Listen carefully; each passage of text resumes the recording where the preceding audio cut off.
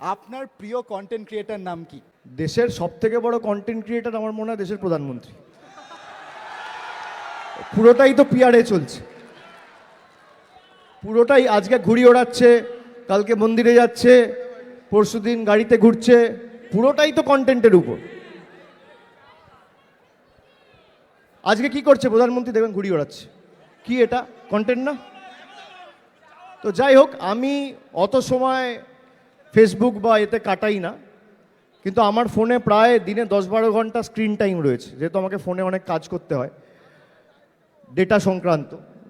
তো আমি যতটুকু কাজ করি ফোনেই করি, বাকি আলাদা করে ফেসবুকে কারোর কন্টেন্ট দেখার সুযোগ আমি পাই না। তবে আমাদের সহকর্মীরা অনেকে ভালো লেখে, ভালো বলে, আমি তাদের কথা শুনি, দেখি, এবং যারা দলের হয়ে কাজ করবেন তাদেরকে আমি অনুরোধ করব যে আমাদের বাংলার উপর যে হামলা এবং আঘাত এবং বাংলার সংস্কৃতিকে নষ্ট করার যে প্রচেষ্টা, এটাও আপনারা তুলে ধরবেন মানুষের কাছে।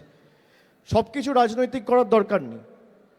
বাংলার উপর যে হামলা, বাংলার বিপ্লবীদের, বাংলার মনীষীদের, বাংলার সংস্কৃতির উপর, বাংলার ঐতিহ্যের উপর, এগুলোও যারা করবেন টাইম টু টাইম, বাংলার ইতিহাসটা যেন আগামী প্রজন্ম মনে রাখে, যারা নতুন প্রজন্মে রয়েছে এবং আগামী দিন যারা সোশ্যাল মিডিয়ায় আসবে বা মোবাইল ফোন ব্যবহার করবে, তারা যেন বাংলার অবদানটা ভুলে না যায়।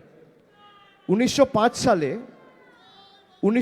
সালে লর্ড কার্জন বঙ্গভঙ্গ করতে গিয়ে পিছিয়ে গিয়েছিল।